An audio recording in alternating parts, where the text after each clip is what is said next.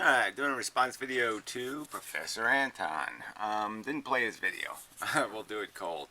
I just played like the first, 15 seconds, and he seemed kind of humble, so we'll say, what the hell, let's see how it goes. And it doesn't matter anyway. It's all part of the conversation. I mean, it really doesn't matter. We don't have to like each other. We don't even have to be civil to each other. I would suggest to be a good idea not to get personal, but otherwise, yeah, this is philosophy. This is talking about what is our reality, how do we live this thing, and in my opinion, there's huge stakes here. Okay, I'm not in this because it doesn't mean anything. I'm not in it because it's like I want my kite to fly higher than everybody else's kite, or I don't know, some kind of stupid, pointless competition. This isn't like a game of golf or something. Yeah, this is about the welfare of sentient creatures on planet Earth. That's how I look at it. And as I plainly stated, I have a self-interest in that I am a believer in the equality, effective equality of all sentience. And so, yeah, the future is me, okay? And if I don't do anything about it, my me in the future is going to be in one hell of a shitty mess. Because of the policy and the attitude and the common behavior that is conducted by the human race. The common memes and norms and values. They have to radically change for me to see anything but horror in the future. Absolute fucking goddamn horror. Fuckers. So where else to go? Yeah, so the context here again is I initiate a conversation. The conversation has gotten broader. Nobody stayed within the realm of the debate, which was really about the abiogenesis, or whatever it's called. Anatalism, which I really, antinatalism, yeah, I hate that term. Anyway, yeah, that's what it was about. And yeah, so it's evolved, and it's as conversations always do, it's gotten broader than that. But that's the truth of the matter. And so it was a response video to people responding to my video in the conversation I was in.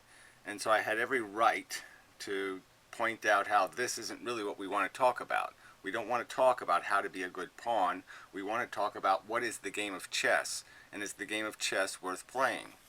So again, that's the context. It's really hard for me to say all that I want to say in response to some of the videos that have gone on the last couple of days, in particular the video response to me and then the reaction that I got from my video response to Gary. I was there talking about tensions in history, talking about the drift from oral tribal life to this kind of consumerist, capitalist, individual orientation, and now the electric age, and was trying to talk. Yeah, okay, well, you were trying to do one thing that was, you shouldn't have posted it as a response video. You should have started your own conversation. And even if you did, I still might have made my video pointing out that I don't think the human race should waste its time trying to figure out how to be stoic. What's one of those tensions? Gary is having some debate about life not being worth living, and he wants someone to prove that it is worth living. And I didn't understand how his video in any way was a response to mine. Yeah, no, I pointed out right in the beginning of the video that it really wasn't, that I was just going to step right over your video and talk about the real subject. And again, okay, yeah, I still would argue that I think it's kind of important. If everybody's going to jump on this, bandwagon. Hold on. Door should not be opened, but it is. I don't know, mystery. Ghosts and such and whatnot. Lame ghosts. They just barely can push the door open. They're really weak. Look, where was I? All right, kind of important. Yeah, this seems like, you know what, if the human race is going to be jumping wholeheartedly into this game and figuring out strategies and doing all this crap and blah, blah, blah, blah, blah, then they ought to be able to demonstrate how they're actually accomplishing something. How this isn't just a bunch of pyramid building, how this isn't just building on addiction, building on momentum, that's all it is. There's a bunch of squirrels running in their cage and they just can't stop running, because if they stop running, they're going to get bounced all around in their little squirrely cage. I mean, the whole thing is just running on momentum. And it survived us initially gaining intelligence only because they came up with the silly God idea. And so that kept the momentum going. Because without the God idea, everybody would have gotten pretty dismal and fed up and said, gee, this really is so stupid. I mean, fucking living like fucking bugs with all these damn microbes and fucking things, worms that'll get in your guts and they'll eat your brains. And who wants to deal with all this crap? That's what they would have said, all right?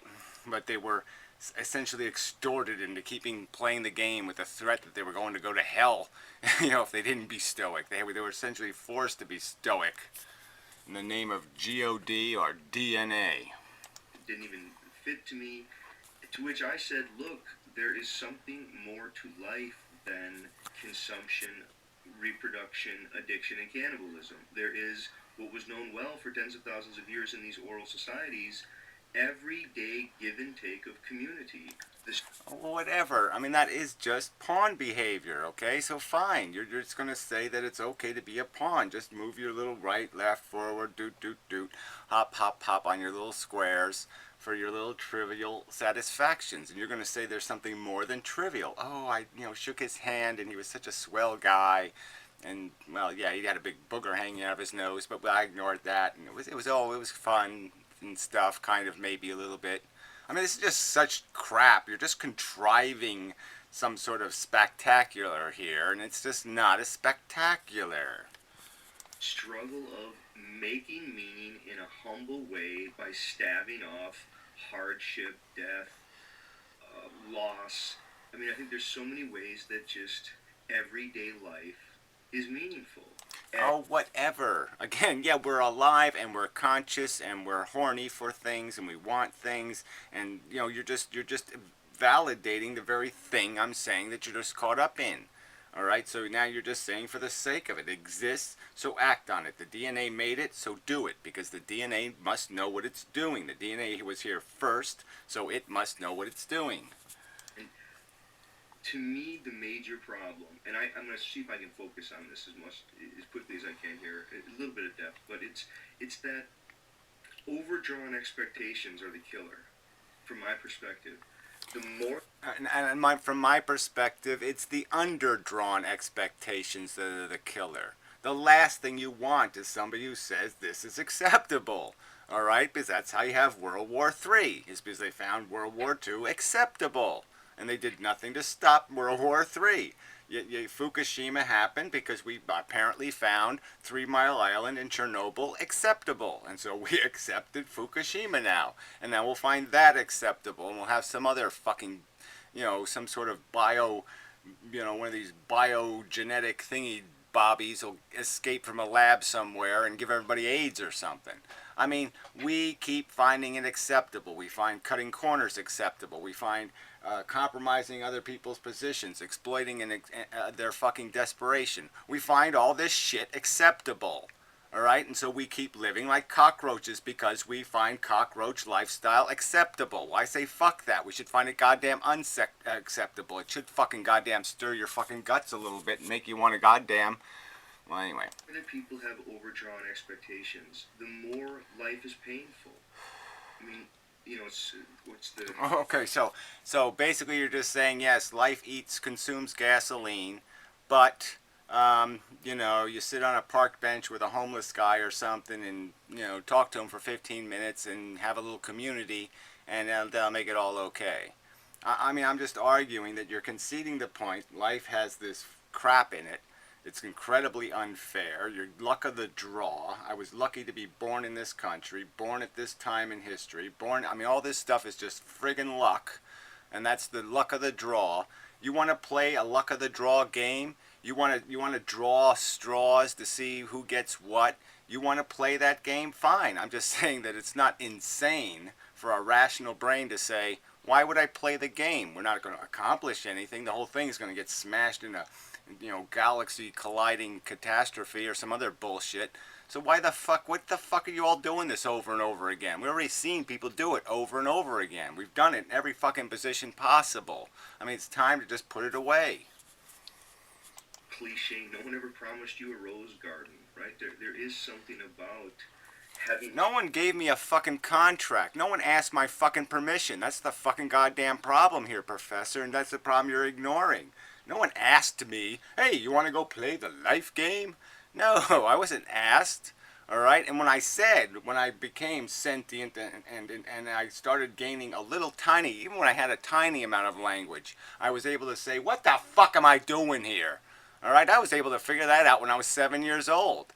And by the time I was 8 or 9 years old, I was able to utter the words, I really don't like this. Can I get out of here somewhere? Is there a door, an exit door? Because I'd like to leave your fucking insane asylum. Okay, it's a madhouse. I mean, I'll never forget that scene in Planet of the Apes, where he's in the cage and he's just yelling, it's a madhouse. Because that's how I felt my whole fucking life. This is Planet of the fucking cockroaches.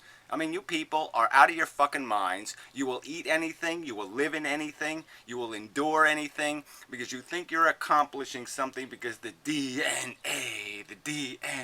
keeps promising you some kind of ultimate satisfaction or your stupid singularity or we're going to calculate pi to its 4 millionth place. Oh God, it'll just be so fucking cool that we'll put some little robot on Mars and it's gonna laser beam a rock and we're just gonna be so full of ourselves.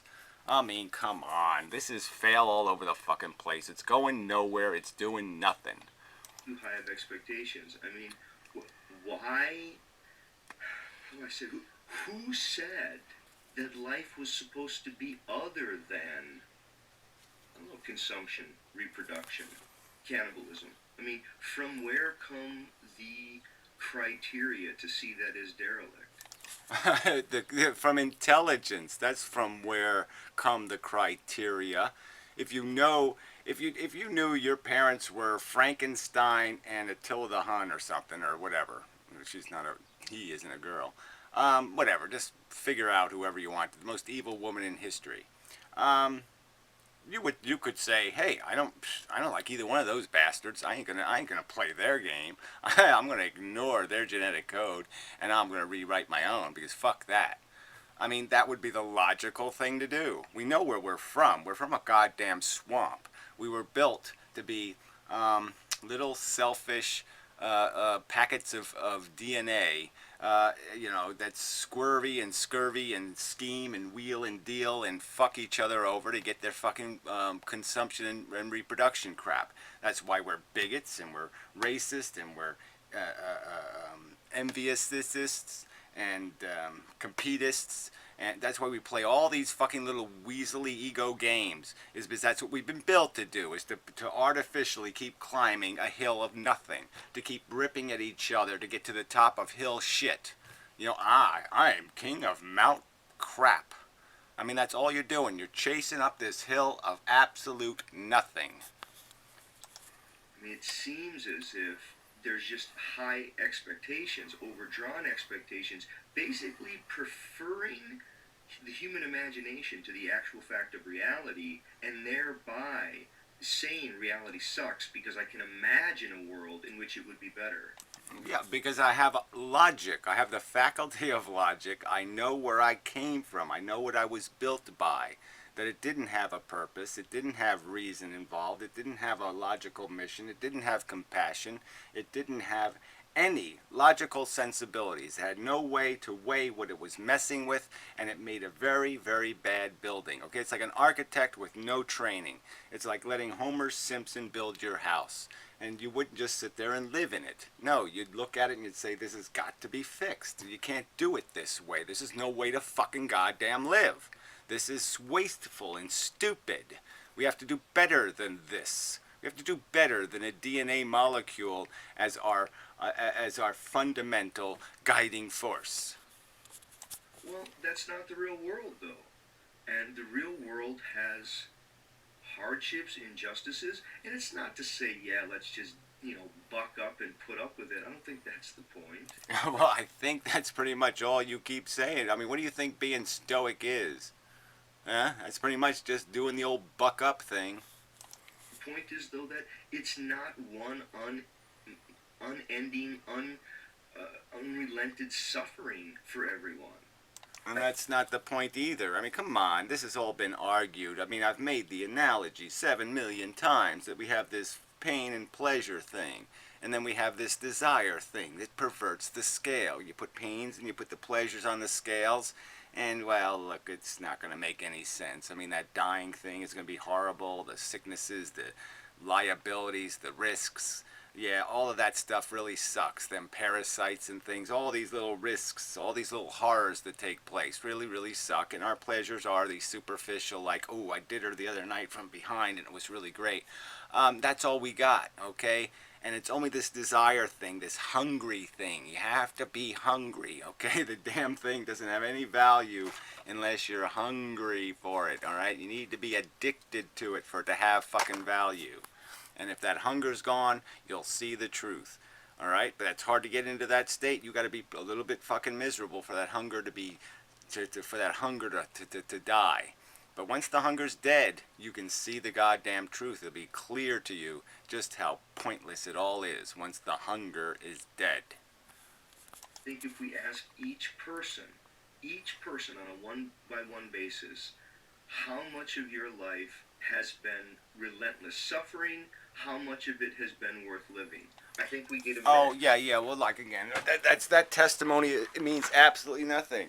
Let's ask the average person whether there's angels, and they'll tell you there are. And ask them if there's ghosts, and they'll tell you there are. And ask them if there's UFOs, and they'll tell you there are. So why would I go solicit the testimony of the average person? The average person is a frickin' moron. Beyond that, why should we even bother with the average person? If you're going to bother doing the asking thing and getting testimony, why don't you go ask the 90-year-olds and the 100-year-olds? Go ask the really old people. And you might get some sense that they'll tell you that, yeah, well, okay, it was okay, but it was really a lot of shit in my life, really, and I don't think I really want to do it all over again, especially this last 10 years in the poop your pants home. And I think for those people who do have genuine, and I mean genuine, relentless, unmitigated suffering, they do have suicide as an option. I think people should have a right to die. Oh, yeah, okay, that's just fine. I think they should. Have we got there? Do we have that? No, we don't have that. So in this context, that means absolutely nothing. I mean, to talk about a right we don't have as if it exists is, I think, just complete bogus. All right, so let's create the right, and then we can have the conversation about how it's unfair to force people to live. All right, so, okay, so until you put it in place, there's really no point in talking about it as if it is. It's just an is. It isn't an is. It's a should be, and it's a should be that should be. All right. Now, is suicide, is it a controversial topic? Yes, because can it be taken too cavalierly? Yes. Can a person be either selfish or short-sighted? Yes. Can they lose hope when they should have had some? Yes.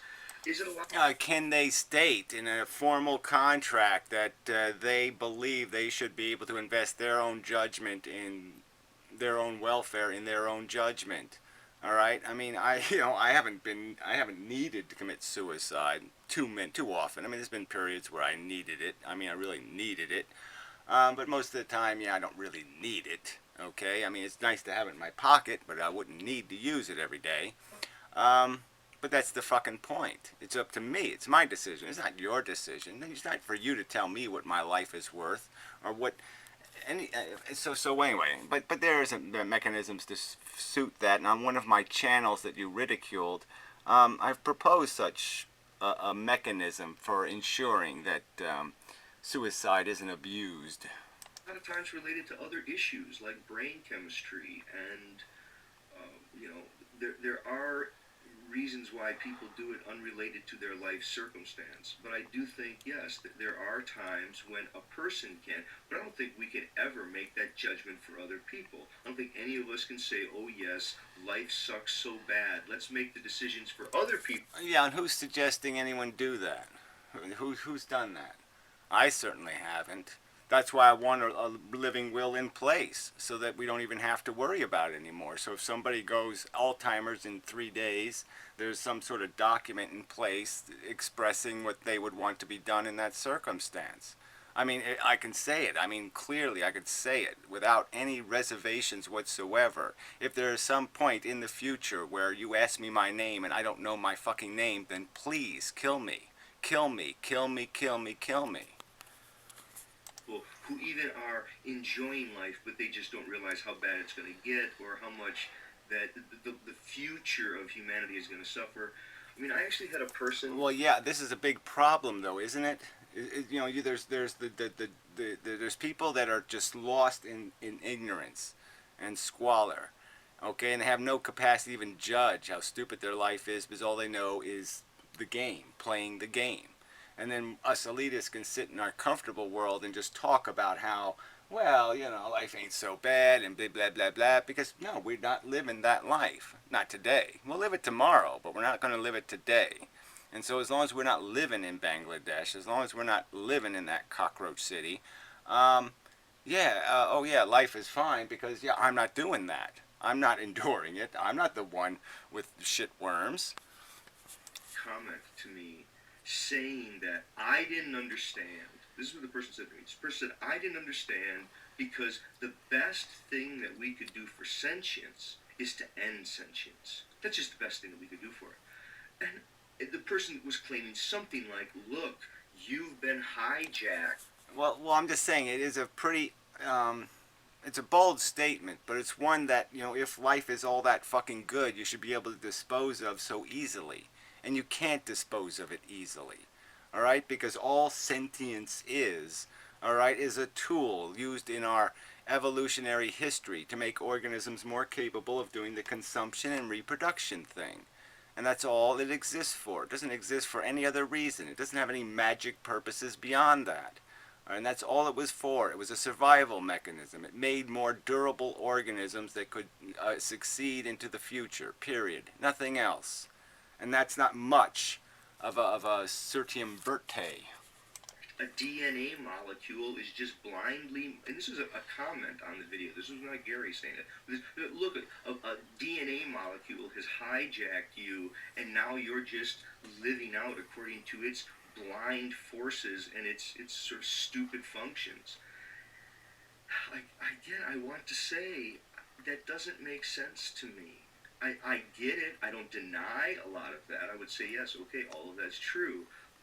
There's a whole bunch of other things that are going on. First, there isn't a sufficient context yet to know what all of this is. I mean, not only the grand... Yeah, I'm sorry. See, fine. You want to argue that there's some hope of God being out there. Well, go ahead and argue it, okay? But I'm just saying it's not going to be considered by an intelligence to be a rational or reasonable argument.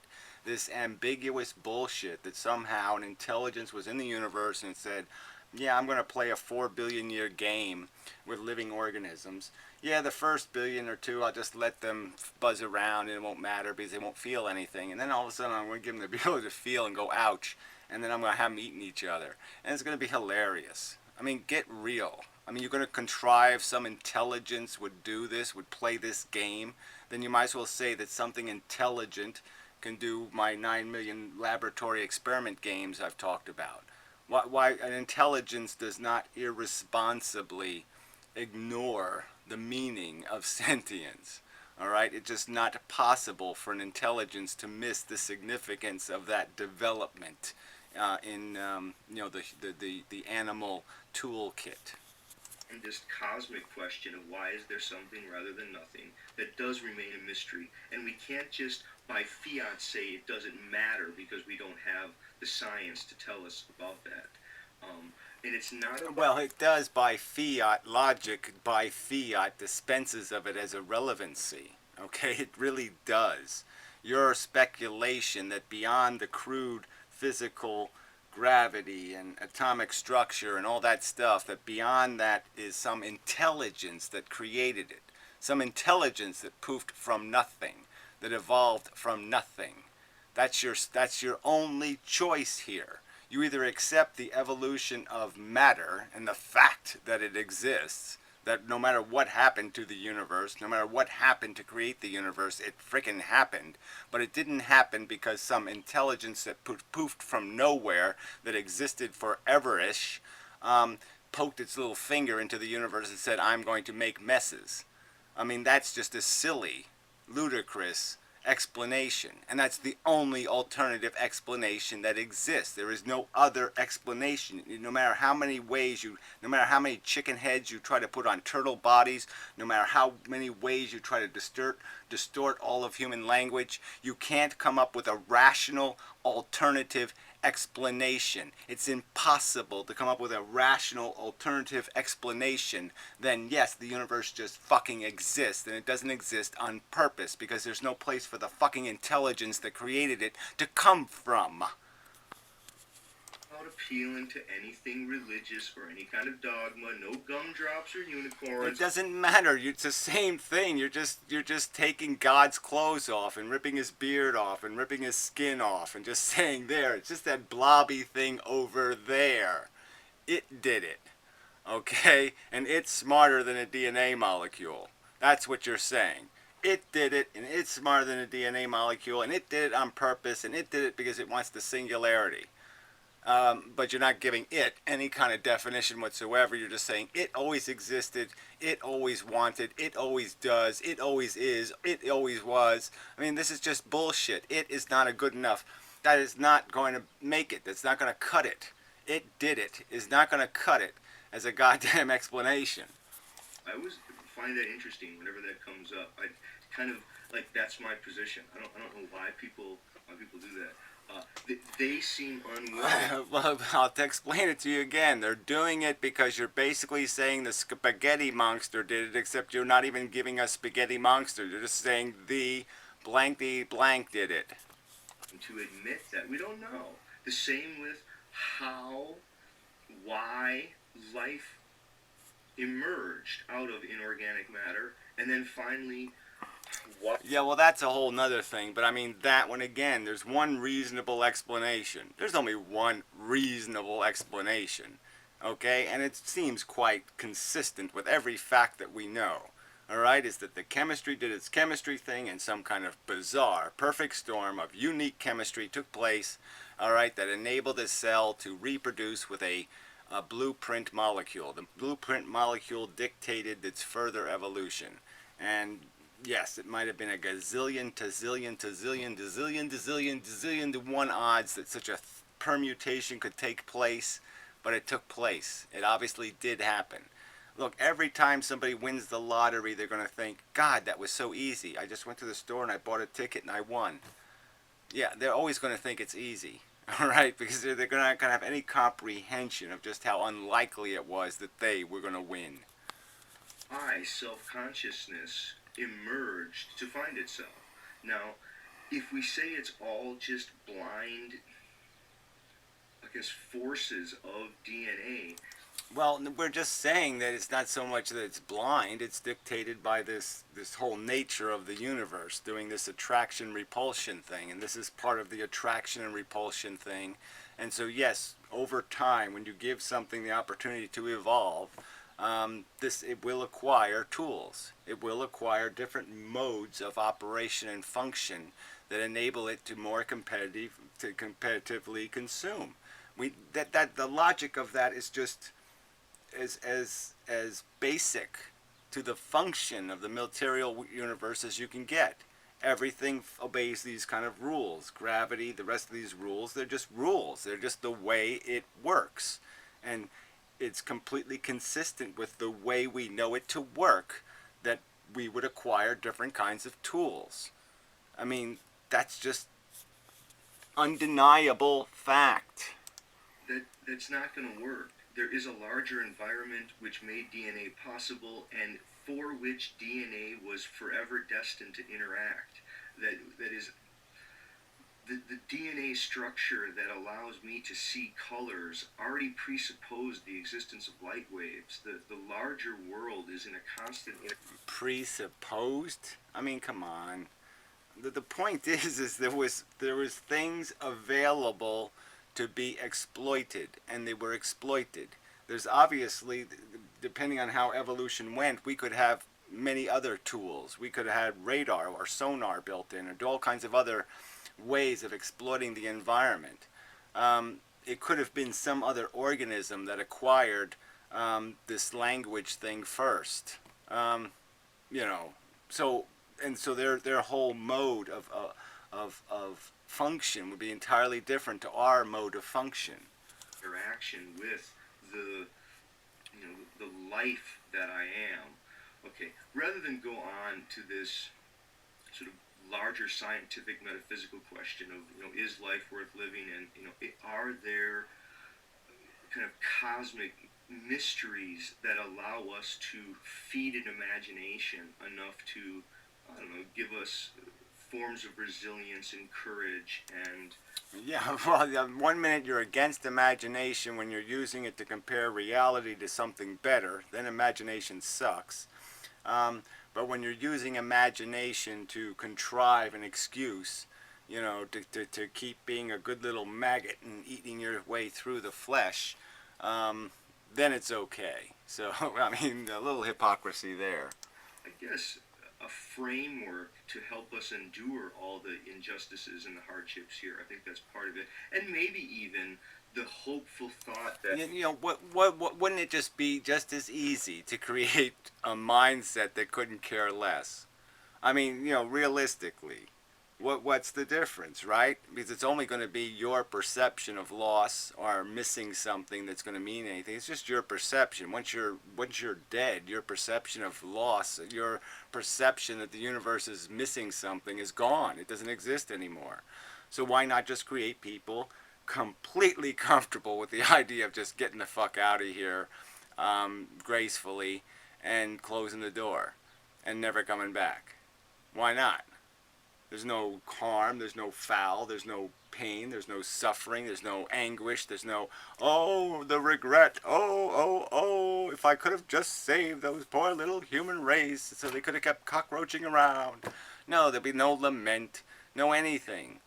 So, I mean, this argument goes nowhere. You're just saying that you think the bug human should stay on the planet Earth and keep bugging. Even though it's accomplishing nothing, and it's at a huge cost of pain and suffering, and the added bonus that you have to basically impose life on the next generation. You basically have to force them to be soldiers in the war, and you don't ask them first.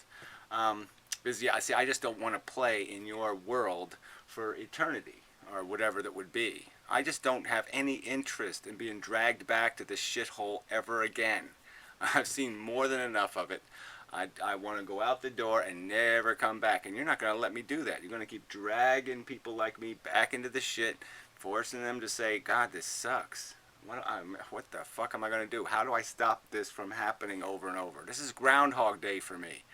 All right, I keep waking up on planet Earth and saying, fuck, this is stupid. I'm sure there's a whole pile of people in the past who've done exactly the same thing and said, fuck, what the hell is this shit? if we endure it and to try to make the world a beautiful place and make the best out of it at all points, that maybe death will be a kind of consoling, at least you get that as a promise in the end. You could think about it that way. Yeah, well, like I said, you could think about it that way, but that would be the wrong way to think about it, because guess what? You're not the game. You're just one pawn of a gazillion pawns that are going to keep being put on the board. All right, they shoot you. There's some little soldier that's going to pop right up in your place. Okay, then boop, boop. They just keep like shark teeth. We just keep rotating into the playing position, to be used up and spit out. So yeah, that's not the solution. The solution is to just plainly state to people, yeah, go have a party, go drink some beers, have a good time, do some fornicating. All right, just don't do any goddamn reproducing. I think one way to come at this from a totally different way is that I think perfectionism is the bugbear here. Perfectionism is like, it's the devil in the details. There's I think we all know the great Shakespeare play that says... But isn't that, again, just Bible verse again thrown at your face? Oh, no, we're sinners, we can't be perfect, only God is perfect, even though he is admittedly not perfect because he basically rewrote the contract like 3 times because he made a mistake, flood and such. So this is just bullshit. this notion that perfection is a taboo word. We can't even, don't even talk in those terms. Don't be an idealist. Don't be somebody who demands it to be, the price to be. And that's the key thing here. I'm going to be writing this in my book eventually, but, the real value, the certain value, the value that is undisputable in terms of its realness is the value of preventing suffering. You just can't get around that one. That's an automatic good. All is well that ends well. And it's funny, but I think we could think of the other side of it. Imagine the person who says it's all bad if it ends bad. If it ends bad, does that mean it was all bad? No, that doesn't make sense. I mean, I think in some... Well, look, you just keep ignoring what needs to be done here, and that is to come up with some qualia or quanta to evaluate here, some sort of real currency. So the point would be is that, if you lived 70 great years, but then you had 5 just absolutely horrific years. All right, now the value equation has to be done. You have to add up the math, and you have to say, well, how much would I have to pay you how many good years would I have to give you to do those 5 bad years? And you might come up with a number like 7,673,482 in terms of good days to justify those 5 years of hell. That's the question. Yes, that's right. If you have to pay too much, all right, you can go to the store and you could buy something, and you take it home and it burns your house down because it malfunctions. Obviously, you didn't get a bargain, right? I mean, now the bargain value of the item is sort of diminished because guess what? It burned your house down. Way, the world is no worse than it's ever been. It's always been a horrible, gory spectacle, right? There have always been, just animals running around eating each other, and a big fireball in the sky. Nobody has any clue. It's a bloody spectacle. Okay, all of that. Yeah, well, that's a big one to get over, Amy. That's a big one. As they say, that's a big one. That's a big one, big boner. That one's gonna be hard to fucking hide.